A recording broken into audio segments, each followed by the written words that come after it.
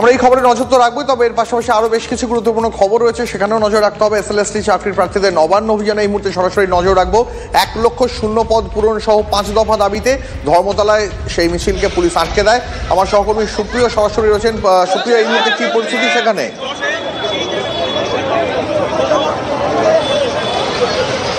দেখো, শিয়ালদা স্টেশন চত্বর থেকে যে মিছিল শুরু হয়েছিল বা নবান্ন অভিযানের যে ডাক এসএলএসটিদের চাকরি প্রার্থীদের তরফ থেকে দেওয়া হয়েছিল, সেই মিছিল যখন কলকাতা পুরসভা সংলগ্ন হক স্ট্রিটের কাছাকাছি এসে পৌঁছয়, সেই মিছিলকে পুলিশের তরফ থেকে আটকানো হয়।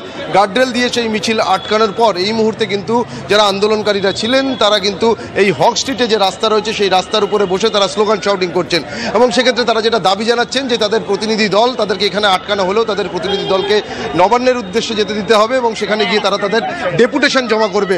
এবং এই মুহূর্তে আমরা যারা রয়েছে এখানে তাদের সঙ্গে একটু কথা বলি।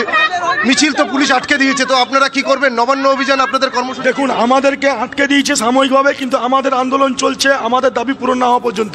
প্রয়োজন হলে এই রাজ্যটা মুখ্যমন্ত্রীর, আমরা রাজপথেই বসে থাকবো আমাদের দাবি না পূরণ হওয়া পর্যন্ত। আজ বিগত 10 বছর ধরে পরীক্ষা হয়নি, আমাদের রাজ্যটা একদম যা খুশি তাই করে যাচ্ছে। আমরা শিক্ষিত বেকার ছেলে, আমরা ক্রিমিনাল নই। আর বেশি কিছু বলার ক্ষেত্রে আপনাদের যে 5 দফা দাবি রয়েছে সেই দাবি তো আপনারা পৌঁছতেই পারলেন, আপনাদের তো এখানে আটকে দেওয়া হচ্ছে। ডেপুটেশন দাবি অবধি পৌঁছাবো, প্রয়োজনে আমরা রাজপথেই বসে থাকবো যতক্ষণ আমাদের দাবি মানা হচ্ছে। ডেপুটেশন দিতে যাওয়ার কি অনুমতি দিচ্ছে পুলিশ? পুলিশ এখন বলছে ডেপুটেশন দিতে দেওয়া যাবে না। পুলিশ বলছে আপনারা মেল করুন বা বলছে অন্যদিন এসে ডেপুটেশন দেন, কিন্তু আমরা সেই পদ্ধতিতে আমরা আলোচনা করছি আমরা কি করব। আমরা ডিসিশন আমাদের নেতৃত্বের সঙ্গে কথা বলে আমরা এর পরের মন্তব্য জানাবো আর কি।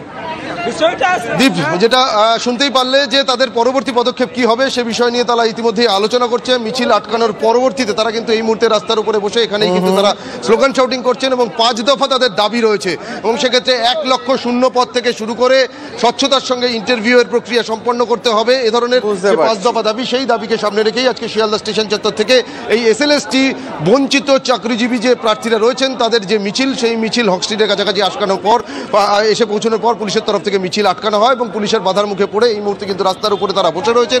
এখন তাদেরকে নবান্নের গিয়ে যে ডেপুটেশন, সেই ডেপুটেশন দেওয়ার অনুমতিও কিন্তু পুলিশের তরফ থেকে দেওয়া হচ্ছে না। সেক্ষেত্রে তাদের কি পরবর্তী পদক্ষেপ হয় সেটাই কিন্তু এখন দেখার। দীপ, সুপ্রিয়া, নজর রাখো। আপাতত ধন্যবাদ তোমাকে। আমরা এবার মুখ্যমন্ত্রী মমতা বন্দ্যোপাধ্যায় মিরিক বাজারে যে পৌঁছে গিয়েছেন সেখানে কিছু